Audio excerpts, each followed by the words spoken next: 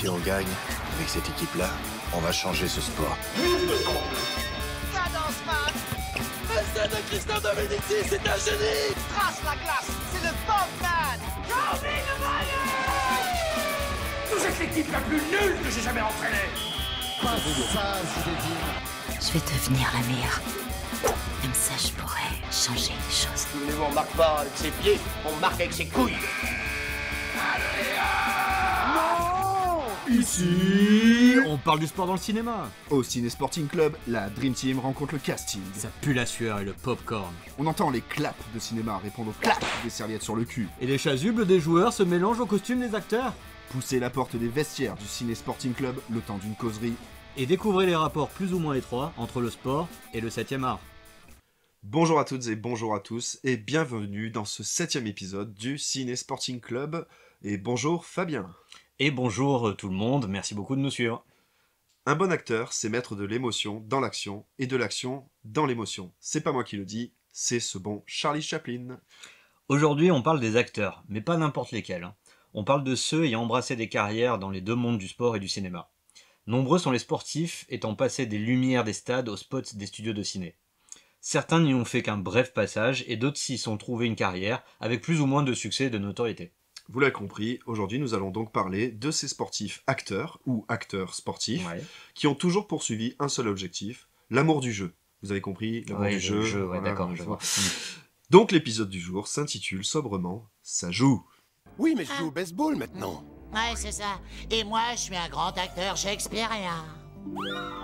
Parmi eux, en premier, il y a les sportifs bankable, qui intègrent un casting davantage pour leur popularité, et donc bien sûr les entrées qu'ils peuvent rapporter, que pour leur jeu d'acteur, hein, et souvent ça se voit. Ils sont célèbres en fait avant leur premier rôle au cinéma. Et oui, d'ailleurs le plus connu d'entre eux c'est Michael Jordan, hein. Forcément. Voilà. Évidemment pour le film Space Jam, vous l'avez tous en tête. Oui. Alors si on retiendra pas les qualités d'acteur de Heath Ernest, hein. Ouais, il joue mieux la comédie dans Last Dance, hein, non ? Oui, c'est pas faux, voilà, bon, en même temps c'est pas difficile, quoi, voilà. Donc le film, donc Space Jam, a enregistré un énorme succès au box-office mondial. Alors forcément, il réunit le sportif le plus populaire de la décennie, donc des années 90, et les fameux Looney Tunes, tout aussi populaires à cette époque-là, chez les plus jeunes, et les moins jeunes d'ailleurs. Alors l'idée est forcément issue d'une pub, hein. Ça je le savais pas, tu vois. Voilà, comme souvent dans le cinéma hollywoodien, enfin sur ces recettes-là, enfin voilà, d'un certain équipementier à virgule, hein, je vais pas dire lequel, vous avez compris, qui réunissait donc Bugs Bunny et Michael Jordan. Alors la Warner Bros, elle a eu des dollars dans les yeux en voyant le bon accueil du public face à cette pub, et a donc décidé d'en faire un film. Alors de plus, le tournage correspondait à cette fameuse première retraite de Jordan et cet essai infructueux en baseball. C'est un euphémisme. Hein, mais... Voilà. Donc le film d'ailleurs, il reprend cette trame de la carrière de Jordan avec son arrêt, sa perdition, puis son retour au basket. Et donc c'est grâce à Bugs et ses amis qu'on a vu le retour de Michael Jordan. Et oui. Et en termes de star power, attention, hein, le film il en impose, donc hormis Michael Jordan, qui déjà, bon, voilà... un peu imposant. On peut y voir énormément de stars NBA de l'époque. Donc il y a Larry Bird, Alonzo Mourning, Patrick Ewing, Muggsy Bogues, Charles Barkley, voilà, et des dizaines d'autres encore qu'on peut apercevoir dans le film. Alors il y a une suite longtemps après, à ce Space Jam, qui s'appelle donc Space Jam, Nouvelle Ère. Voilà, original. Et il fallait un sportif qui pouvait emboîter le pas à Jordan, en termes de star power et de basket. Pas évident, vous allez me dire, c'est pas une mince affaire. Mais pourtant, ben oui, on l'a trouvé en la personne de, forcément, LeBron James. Voilà. Qui aura alimenté la comparaison avec NJ toute sa carrière, hein, d'ailleurs, jusque dans ses expériences d'acteur, d'ailleurs, puisque, bon, pour le coup, en termes de mauvais jeu d'acteur, il y a encore match entre les deux. Le GOAT. Qui est le GOAT ? Voilà, qui est le GOAT, acteur de l'acting.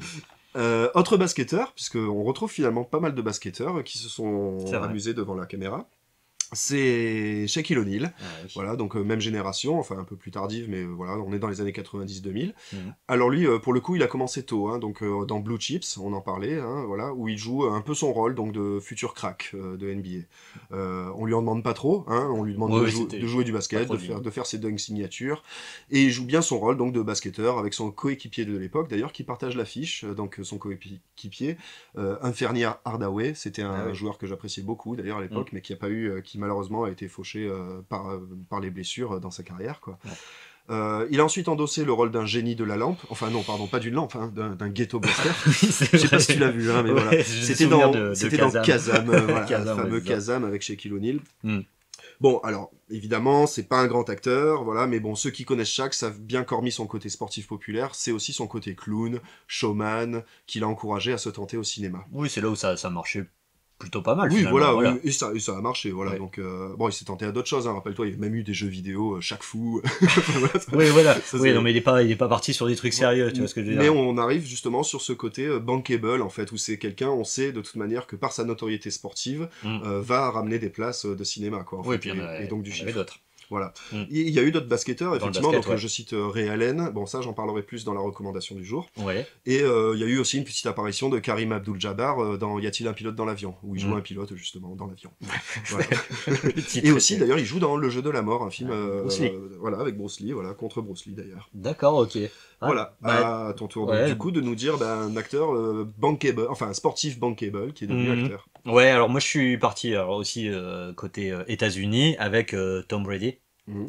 Voilà, forcément. Quarterback des Quarterback, Patriots. voilà, de football américain, pour ceux qui ont pas trop les termes. Voilà. Alors, donc, après une brève apparition dans 2 en 1, c'est un film des frères Farrelly, je sais pas si tu l'avais vu, où il joue le rôle de quelqu'un qui est sobrement intitulé Le Geek, hein, Oui, voilà. Ok, Alors, film quand même avec Matt Damon, Greg Kinnear et Eva Mendes. d'accord. Et Tom Brady, bon, ne sera jamais aussi à l'aise dans un rôle qu'en jouant lui-même au final. finalement, C'est là qu'on comprend que voilà, c'était plus simple pour lui. Et donc, comme on n'est jamais mieux servi que par soi-même, il est à la production lui-même d'un film plus ou moins à sa gloire qui s'appelle Tom Brady à tout prix, donc version française, ou 80 for Brady, version américaine. Il se fait sa promo, quoi. Exactement, et tu vas voir, ça y va pas qu'un peu. Alors, c'est un film de Kyle Marvin, hein, de 2023, donc assez récent, avec quand même Madame Jane Fonda. Ah, ouais. Donc on est ici dans le typique feel-good movie, hein, avec une jolie histoire qui est inspirée de faits réels quand même. Mhm. Donc 4 amis, IES, hein, d'un certain âge, voilà, on va dire d'un certain âge, hein, qui sont fans, hein, des New England Patriots, et bien sûr plus particulièrement, tu te doutes, de Tom Brady. Bon, c'est indissociable, Patriots Voilà. et Tom Brady à l'époque. Ouais, Donc ces 4 mamies, tous les ans, elles se retrouvent pour, enfin tous les ans, non, tout le temps en fait, se retrouvent pour voir les matchs chez l'une d'entre elles, mais une année, elles décident de se procurer des billets pour le Super Bowl, donc Ah ouais. c'est la finale, hein, des championnats de Ouais. foot US, de 2017. Alors 2017, hein, pour les fans de foot américains, vous vous le- doutez, énorme coup de chance pour elle, puisque ce sera un des Super Bowls les plus légendaires, Ouais. avec une remontada historique qui permettra au célèbre quarterback, donc pour ceux qui ont suivi Tom Brady, hein, de tenir à la fin un discours dans le film sur la résilience, sur le ne jamais rien lâcher, voilà. Ce Super Bowl-là a vu la plus grosse remontée de l'histoire du Super Bowl, justement. Oui, ça, je crois que c'est un match qui a battu 15 records de Je crois plus statistiques. que ça, c'est un Voilà, truc ça de fou, c'était assez Il y incroyable, a eu un gros retournement de situation après la mi-temps, voilà, Ouais. assez qui a énorme. fait un peu plus rentrer Brady dans la légende, qui était déjà. Oui, qui était déjà pas mal. Donc c'est un film un poil publicitaire, hein, comme on disait au début, pour Brady, mais aussi pour la NFL, donc la Ligue de football américain, puisque cette dernière parvient quand même l'exploit de placer tous ses produits dérivés Oui, bah oui. dans le film. Et bon, forcément, un scénario et des blagues un peu attendues. Mais bon, le film n'est pas désagréable en soi, hein, notamment face à ce super casting donc des 4 grands-mères. Donc j'ai dit Jane Fonda, hein, qu'on ne présente plus. Il y a aussi Rita Moreno et Lily Tomlin, qui sont plus des habitués de série, donc vous les reconnaîtrez sûrement. Et Sally Field, qui est la maman dans La Forrest maman dans Gump. Forrest Gump. Et oui, on s'en rappelle. Ah, tu Voilà. vas me faire pleurer. Donc oui. Donc on sera d'accord que c'est pas la grande rampe de lancement pour Brady, mais un film qui se regarde quand même. Alors, on ne s'étalera évidemment pas sur les petites apparitions de ces Ce sportifs. serait beaucoup trop long. Ouais. Voilà, tout ce qui est caméo, donc tous ces petits clins d'œil où on voit juste dans une petite scène apparaître ou voire même intervenir un sportif. Et de ces acteurs bankable, on a aussi, on peut citer Mike Tyson qui a joué dans Very Bad Trip, dans Ip Man 3, enfin voilà, C'est ou vrai. encore Ronaldinho. Oui, dans, étonnant, ouais. dans Voilà. Kickboxer Retaliation. Retaliation, Ouais, ouais. J'avoue que j'ai pas vu le film, mais bon, ça pas donne grave. envie de se dire qu'il y a Ronaldinho dedans. Bon, bref. Oui, oui. Voilà, mais peut-être qu'il y ait que 5 secondes, c'est justement là où on veut en venir, c'est que ça apparaît sur l'affiche, mais finalement, on le voit pas tant que ça, quoi. On reste un peu sur notre fin. Voilà. Autre catégorie, il y a aussi les acteurs qui dans leur jeunesse ont été des sportifs prometteurs. Ouais. Alors dans une popularité moindre, hein, voire inexistante, et ayant connu un changement de carrière précoce pour le cinéma, en général précoce hein, par rapport aux carrières de sportifs. Donc ils sont inconnus ou peu connus dans leur sport, mais qui deviennent des acteurs à la carrière reconnue. Alors Voilà. tu vas commencer par Un monstre. le monstre. Comme Michael Jordan, finalement, je commençais par Michael Jordan, Ouais. mais je vais commencer par du lourd aussi, À ce avec niveau-là. Arnold Schwarzenegger, Bien qu'on ne entendu. présente plus. Mm. Alors, ce qui est marrant, donc vous savez tous que Schwarzenegger a fait une carrière de culturisme avant le cinéma, donc de Oui. bodybuilding. Hein. Mhm. Mais le but du jeune Schwarzy, à la base, c'était pas de péter des gueules et de sauver le monde contre Skynet et ChatGPT, quoi. Avant cela, lui, il voulait être le plus grand culturiste du monde et donc devenir Mister Olympia. Et, ouais. Car oui, en bodybuilding, le Graal, c'est être Mister Olympia.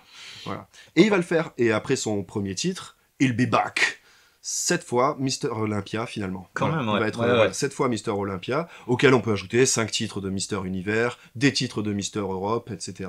Oui. Donc il a eu une ascension quand même assez fulgurante et plutôt une notoriété assez importante dans le monde du culturisme. Mm. Et d'ailleurs, il reste à ce jour le plus jeune Mister Olympia titré. Toujours pas 23 détrôné. ans. Non, Ouais. apparemment. Alors, j'ai pas vérifié, je suis pas un... je suis pas un spécialiste du culturisme, mais voilà, on va croire nos sources sur parole. Si vous le savez, n'hésitez pas à le mettre en commentaire. Voilà. Schwarzenegger donc, est encore aujourd'hui considéré comme l'une des figures majeures de l'histoire du culturisme. Hein. D'ailleurs, même une prestigieuse compétition porte son nom et a lieu tous les ans. C'est la fameuse Arnold Classic. D'accord. Voilà, donc bon, on ira peut-être un jour à la Arnold Classic. Interviewé. Donc grâce à tous ces titres et en plus au top de sa forme, Arnold Schwarzenegger peut enfin accéder à son rêve suivant, devenir acteur de cinéma. Mm. Il a commencé en 1970, à l'âge de 23 ans, et il obtient son premier rôle dans Hercule à New York, sous le pseudonyme d'Arnold Strong. C'est vrai qu'il fallait arriver à prononcer Schwarzenegger. Schwarzenegger à l'époque, Ouais. ça passait pas, donc on s'est dit Strong, tiens, ça va bien avec le personnage. Ouais. Voilà. Et son accent d'ailleurs, il avait un accent très prononcé autrichien, voilà, Ouais. et ça a été un obstacle à sa carrière hein, au début. Mm. Donc pour son premier film, pour Hercule à New York, sa voix elle est carrément intégralement doublée en fait. Carrément. Ça fait mal, hein. C'est clair. Donc voilà. Alors moi je me rappelle Hercule à New York, je l'avais vu il y a très longtemps à une soirée d'aube. Mm. Tu sais qu'on a fait des soirées. Oui, on en nanar, a fait pas mal. Voilà. Et bon, alors ceux qui sont fans de nanar, allez-y, c'est du lourd, quoi, voilà. Donc c'est l'histoire d'Hercule à New York, hein. Tout simplement. Ça va. Voilà. Là aussi, t'es pas volé, quoi. Alors ensuite, bon, après ce film-là, après cette expérience, il fait des seconds rôles, dont l'un plus ou moins autobiographique dans Stay Hungry, qui lui vaudra le Golden Globe de meilleur espoir tout de même. Ouais. Je ne savais pas. Il y a un Mais petit voilà, talent, donc quoi. à son époque culturisme, il a quand même eu un Golden Globe. Ouais. Et puis un beau jour de 1982, un réalisateur, John Milius, a besoin d'un tas de muscles pas bavards pour jouer le rôle d'un tas de muscles pas bavards. Mm. Vous l'avez compris, la carrière de notre Schwarzy va depuis ce moment connaître son véritable envol, puisqu'il endossera le costume de Conan le Barbare. Voilà. Et la suite, vous la connaissez, je vais pas vous raconter la carrière de Schwarzenegger. Ok, alors un peu dans le même cas, hein, on a finalement Jason Statham, C'est vrai, qui Statham, aussi a été, transporteur. j'imagine, casté par rapport à tous ses muscles, tout ça, qui venait pas de nulle part, hein, parce que c'était un plongeur, Oui. alors plongeons depuis un plongeoir, hein, Oui, pas un un plongeur, plongeur, ouais. pas le grand bleu, et voilà, qui a fait ça. Et il a participé au jeu du Commonwealth de 92, il me semble. Oui, Il y a des c'est images, ça, qui tournent, donc ouais. quand même un grand niveau. Jean-Paul Belmondo, qui Oui, vient de la boxe, hein, Ouais. quand même. Et qui a toute sa carrière quand même affiché son amour pour le noble art. Hein. Exactement. Et puis on a aussi un peu Lino Ventura, hein, Oui. et la lutte gréco-romaine, hein, Ouais, le donc voilà, catch, des acteurs dont il fallait une présence et physique, et donc qui venaient de ce type de sport. Et qui sont devenus des monstres du Ouais. cinéma. Bon, je parle pas de Statham, Oui. enfin, mais bon, quand même, Ouais, hein, quand il a même, une quand même. notoriété. Aussi, Ouais. voilà, on peut le... Alors, moins de muscles, tu vas nous parler d'un autre acteur français. Oui, alors là, c'est d'un acteur français, effectivement, je vais parler de Guillaume Canet. Car oui, Guillaume Canet, avant d'être acteur et réalisateur hein, aussi, Canet était un cavalier très prometteur. Voilà, il faisait de l'équitation à un très bon niveau. Il a enchaîné les compétitions en saut d'obstacle. Saut d'obstacle, hein, donc. Saut d'obstacle, oui, ouais. voilà. Lui, c'était plus ça qui le tentait. Mhm. Et à ses 18 ans, lors d'une compétition, donc d'une grande compétition, il a fait une chute, une terrible chute, où bon, il va s'en sortir, on le sait tous, mais avec des graves blessures et une incapacité à remonter en selle. Ouais. Ça va être un traumatisme pour lui. Et se pose alors la question de sa reconversion, quoi. Voilà, à 18 ans, forcément, bon, ma carrière de cavalier est foutue, qu'est-ce que je fais, quoi.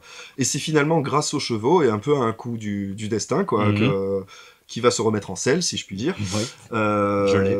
Voilà, car un jour, donc, un certain Ça va relancer. Jean Rochefort, Ouais. Jean Rochefort, hein, pas rien non plus, qui est passionné d'équitation Eh oui, aussi, on le sait, qui va faire garder ses chevaux dans l'écurie de la famille Canet. Voilà. Et à cette époque, donc, il va déclarer au jeune Guillaume, 18 ans, qu'il a une gueule à faire acteur.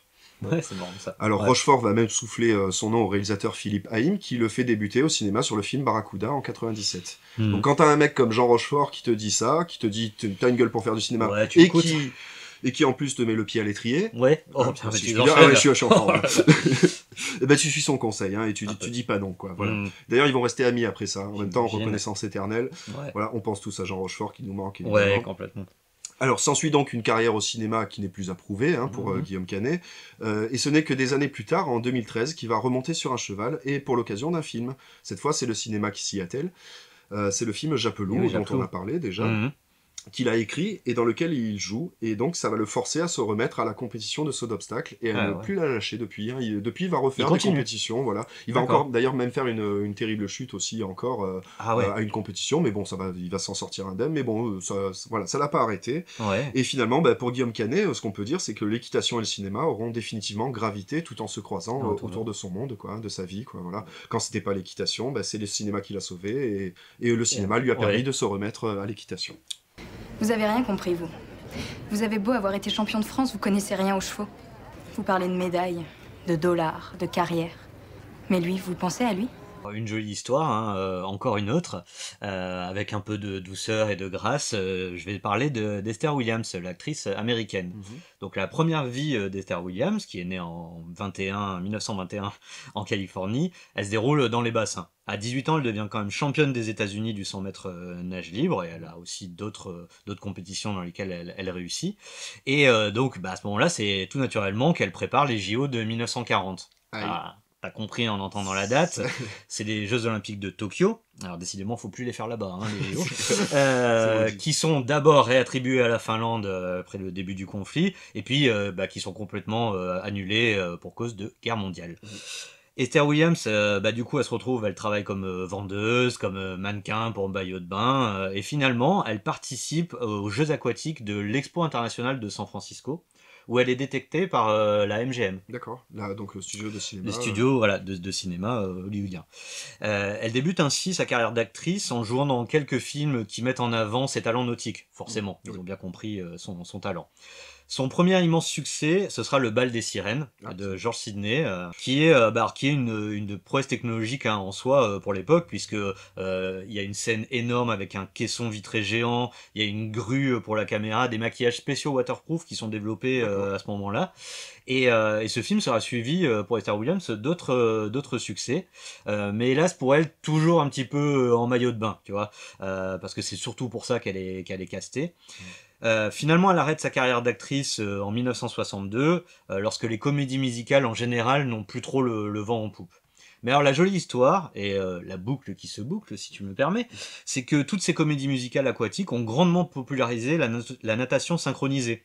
Et 20 ans après son dernier film, Esther Williams pousse pour que la discipline, alors pas que elle, elle et d'autres poussent pour que cette discipline devienne olympique, et avec succès. D'accord, donc elle a contribué quand même à l'expansion de ce sport, quoi. Tout à fait, et c'est donc logiquement aussi qu'elle se retrouve à commenter les épreuves au JO de Los Angeles de 1982. Voilà, donc Madame Williams aura finalement eu ses Olympiades, quelque part. Voilà, et cette pionnière nous a quittés en 2013 à l'âge de 91 ans quand même. D'accord, très bien. À cela, on peut ajouter d'autres acteurs, justement, qui ont eu un passé sportif plus ou moins, enfin pas trop reconnu, mais on a Nanni Moretti, encore dans l'eau, de La Chambre du Fils, Abemus Papam, voilà, acteur et réalisateur, qui lui était un sportif, qui était un, je sais pas comment dire, un waterpoliste. Oui, c'est vrai. Il faisait du waterpolo, bref, en tout cas, voilà. On a aussi Jason Lee, qui faisait du skateboard avant, un très haut niveau, apparemment, dans les années 80. J'ai vu ça.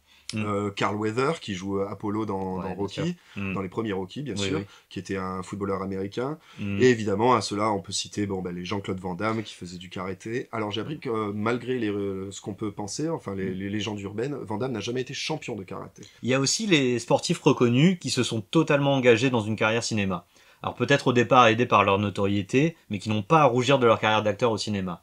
Et là, tu vas parler d'un acteur en lien avec Esther Williams, justement. Oui, parce que on est un peu sur la même époque. Je vais parler de Johnny Weissmuller. Voilà, ce nom vous parle peut-être, puisque donc c'était un nageur olympique américain né en 1904 Il est né en Hongrie, hein, donc il est immigré américain, et est mort en 1984. Il pratique la natation dans sa jeunesse sous le conseil de son médecin pour lutter contre la maladie. Bon conseil. Voilà, il va guérir d'ailleurs, donc très bon conseil, mais surtout exceller dans la nage et y trouver une première vocation. Alors à partir de là, il va y cumuler des titres olympiques, donc 5 en tout quand même, hein, c'est pas rien. Ce qui est énorme. Voilà, donc 4 à Paris en et 1 à Amsterdam en 1928. Et donc il va enchaîner aussi des records du monde à gogo, enfin voilà, donc une pointure quand même dans la natation. Pour l'histoire, il va prendre l'identité de son petit frère pour nager sous les couleurs américaines, car il était apatride à l'époque, puisqu'il était hongrois, et vu que l'Empire austro-hongrois a été dissous après la guerre, voilà, il a pris l'identité de son frère pour pouvoir concourir sous la bannière étoilée. Voilà, donc il aura jamais perdu, alors ça c'est fou, une seule course dans toute sa carrière sportive. Ah ouais, incroyable, voilà. En effet. Et il va rester même dans la postérité pour être le premier homme à passer sous la minute au 100 mètres nage libre. Ça aussi. Donc oui, voilà, donc c'est l'histoire de la natation, là on est bien, quoi. Voilà. Et donc fort de ses succès et de sa plastique hors norme, hein, forcément, un nageur de haut niveau, le cinéma va lui ouvrir ses portes. Et en 1932, la MGM, encore elle... Il traînait les piscines ou quoi? Ouais, c'est clair. Le contacte pour qu'il endosse le costume, enfin... le slip de Tarzan. Ouais. Voilà. Et ce n'est pas le premier à l'interpréter, mais en fait, c'est le premier à le faire parler. Et surtout, crier. Car oui, ce fameux cri que tout le monde a en tête de Tarzan, je ne vais pas vous le refaire, puisque c'est impossible de toute manière, c'est bien Johnny Weissmuller qui l'a poussé. Et on ne l'a jamais changé depuis. Ça, c'est fou. Voilà, quand on entend Tarzan, c'est bien Johnny Weissmuller que vous entendez. Alors il va jouer Tarzan 12 fois, quand même, étant à lui tout seul la genèse de tous les stéréotypes de notre homme de la jungle préféré. Malheureusement, donc les ravages du temps auront raison de sa carrière, car une fois la bedaine des 40 ans apparue, les studios vont le remplacer par un mec plus frais. Voilà. On le reverra plus vraiment sur les écrans, hormis quelques films sans grand succès. Et il finira ensuite sa vie surendetté et dans un asile psychiatrique. Et il paraît même, d'ailleurs, que dans cet asile, il paraît qu'il continuait de pousser son fameux cri. Ça devait être assez flippant. Mon Dieu. Voilà, donc Johnny Weissmuller, immense nageur, figure classique du cinéma, hein, puisque voilà, donc Johnny Weissmuller aura laissé son empreinte autant sur Hollywood Boulevard que dans le Panthéon olympique. Donc c'est classe pour un mec en slip. Plutôt, ouais. On va enchaîner. Changer de registre. On va changer un peu de registre. Moi j'ai mis Vincent Moscato. Ah oui, de Weissmuller à Moscato. Connaissez. Alors tout de suite, je mets une petite warning, hein, pas d'accent, je vous rassure. S'il te plaît, je me promets, je vais essayer de me retenir. C'est difficile avec Moscato, c'est compliqué. Alors aujourd'hui, donc il est animateur sur RMC, hein, c'est sûrement comme ça que vous le connaissez. Comédien. Moscato, vous le savez, a démarré sa carrière dans le rugby à 15 à Gaillac. Ce qu'on lui rappelle souvent d'ailleurs dans l'émission. Alors dans les années 90, il sera champion de France 2 fois avec Bordeaux-Bègles et ensuite avec le Stade français. Il brille en équipe de France grâce à une magistrale fourchette sur Brian Moore contre l'Angleterre. Donc en gros, pour ceux qui savent pas la fourchette, hein, il a mis les doigts dans les yeux de l'adversaire. C'est un classique. Il est exclu pour brutalité, oui, bon, ça se tient, et suspendu 8 mois quand même, ce qui aura peut-être un lien avec sa nomination parmi les 10 joueurs français les plus effrayants par le Times. Ah ouais, d'accord. Oui. Carrément. Et il profite de ces 8 mois pour se calmer, en participant à 9 combats de boxe. Ce qui est pas terrible en termes de angry management. Pour s'occuper, quoi. Voilà. Donc c'est tout naturellement par la suite qu'il devient consultant. Hein. Il arrive sur l'antenne de RMC après sa carrière sportive. Alors il passe d'abord sur France Télévisions, tout ça, mais c'est surtout pour RMC qu'il est connu, avec un succès énorme toujours aujourd'hui d'ailleurs, avec le Super Moscato Show. Alors là, attention, on parle d'un poète, hein. Avec des expressions bien senties du type avec ses épaules serpent là, ou son physique de faisan.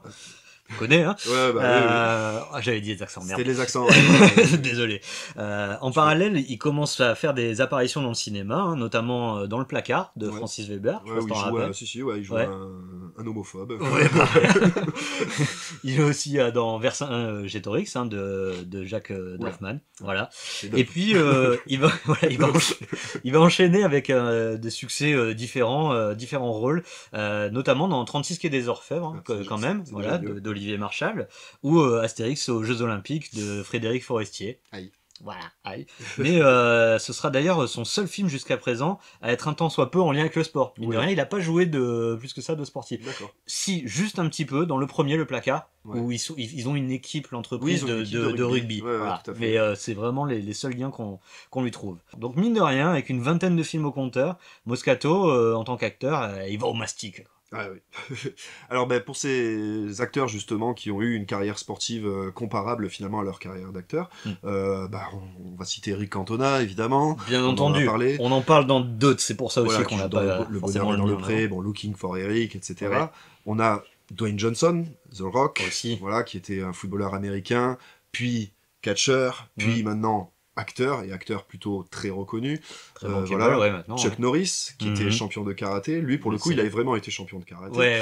Et enfin, on a les acteurs qui, après ou pendant leur carrière, se sont adonnés à leur passion, leur sport fétiche. Alors, généralement, c'est l'automobile. Forcément, c'est plus abordable quand on est blindé, n'est-ce pas, Fabien ? Oui, l'auto, c'est un des seuls sports où tu peux plus ou moins acheter ton ticket d'entrée à des compétitions internationales, quoi. Avec de l'entraînement quand même, parce que faut pas se lancer n'importe comment, mais surtout un compte bancaire en fibre de carbone, quoi. Lance Stroll, on pense à toi. Oui, c'est vrai que tu peux rouler aux 24 heures du Mans par exemple, mais va faire ça avec une finale de Coupe du Monde ou l'US Open, tu vois, tu peux pas lâcher des ronds, mais là... Non, voilà, ça marchera pas comme ça. Donc il y a pas mal d'exemples d'acteurs pilotes et ou devenus pilotes par la suite. Alors bien sûr, Paul Newman, Steve McQueen, ou plus récemment, et ça tout le monde le sait pas, Frankie Muniz de Malcolm. Ouais, voilà. Alors, j'ai choisi là, c'est Michael Fassbender, parce que ce dernier, il a eu une très bonne idée, c'est de documenter sa route vers le Mans dans un film appelé donc Road to Le Mans, qui est plutôt bien foutu, forcément un petit peu mégalo, mais bon, on lui en veut pas, et mais surtout gratuit sur YouTube. Voilà. Alors, ça part d'une série en fait de 33 épisodes qui ont été compilés en fait dans un documentaire de 90 minutes et qui suit son parcours depuis ses premiers essais dans une voiture de course jusqu'à ses 2 participations au Mans en 2022 et 2023. Alors, en plus, il était dans l'équipe de Patrick Dempsey. Autre acteur, voilà, qu'on connaît pour son rôle dans Grey's Anatomy, je crois que c'est Dr Mamour, qui a été pilote aussi, qui a participé 3 fois au Mans et qui maintenant a une équipe auto. Voilà. Donc ce documentaire c'est bien filmé, ça montre pas mal de choses qu'on voit pas d'habitude, notamment ses échecs, ses doutes, et quand même à quel point c'est terrorisant de se jeter là-dedans, surtout après un crash, voilà. L'Irlandais il a le courage de parler de ses limites et de ses peurs, parce qu'on parle quand même de piloter une Porsche 911 RSR au milieu des fauves, quoi. Il s'est fait un kiff, quoi. Voilà, exactement.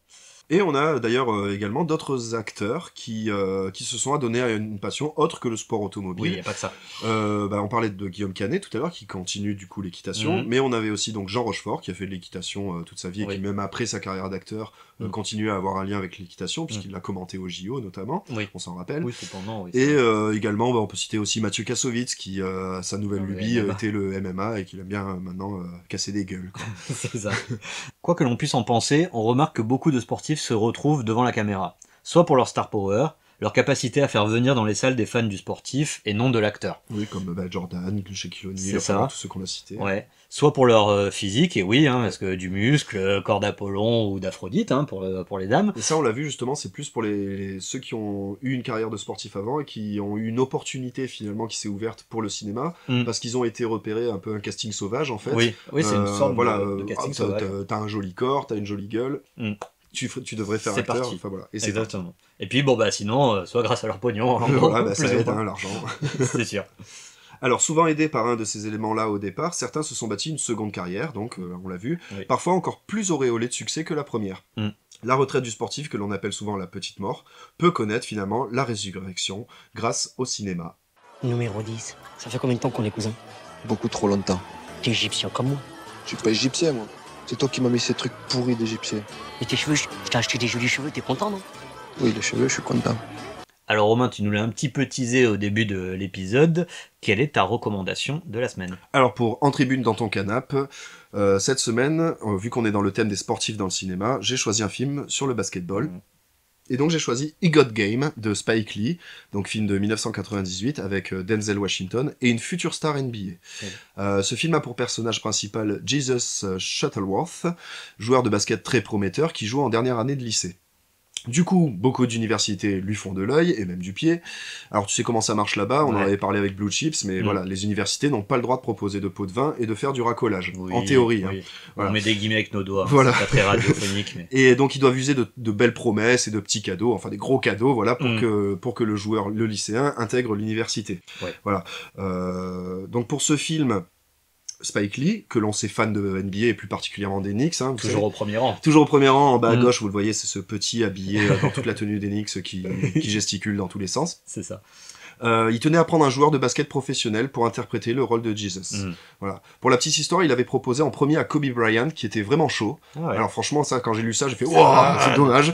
Mais bon, mais le Black Mamba, ayant peu digéré une défaite en play-off en 97, a préféré se consacrer pleinement à son programme d'entraînement pour la saison suivante. Et ouais, c'était ça la Mamba mentality, on reconnaît bien Kobe. Du coup, il en auditionne d'autres que Kobe Bryant. Alors, il va quand même essayer de contacter donc Tracy McGrady, qui était trop réservé pour le rôle. Puis finalement, il n'arrive pas à s'entendre avec Kevin Garnett non plus, donc Big Ticket. Et il n'est pas convaincu par Allen Iverson. Bon, alors là, je suppose quand il dit qu'il n'est pas convaincu, c'est plus pour son jeu d'acteur que pour le basket. Ouais, quand même. J'espère, hein, en tout cas, sinon il ne connaît pas grand-chose. Hein, et donc, c'est finalement Ray Allen qui va hériter du rôle de Jesus. Donc, convaincu par Spike Lee à la mi-temps d'un match, hein, quand même. Et il va prendre même des cours de théâtre en urgence 2 mois avant le tournage. À l'époque, Ray Allen, c'était pas encore la légende du 3 points qu'il est devenu plus tard. Mais justement, je trouve que c'est tant mieux. On sent du coup que le film ne tourne pas autour d'un nom ultra connu à l'époque, voilà, pas comme Michael Jordan ou Shaquille O'Neal, voilà. Et donc, il mise pas forcément sur un star power. Et ça ajoute de la sincérité au propos. Voilà, on joue vraiment sur un jeune joueur prometteur qui joue un peu son rôle en fait, hein, tout simplement. C'est là que c'est bien vu de sa part. Voilà. Du coup, il est convaincant dans son jeu d'acteur évidemment, puisqu'en basket, il a rien à prouver. Hein. Et il est même plutôt bon si on le met sur l'échelle d'un Michael Jordan acteur. Désolé Michael. Mais bon. Donc, il a sûrement revécu des souvenirs probablement communs à tout futur crack de la ligue. En tout cas, le sujet est intéressant, et comme dans Blue Chips, He Got Game nous montre un système impitoyable et véreux autour du sport universitaire aux États-Unis, et notamment du recrutement de leurs joueurs, et ce, dès le lycée.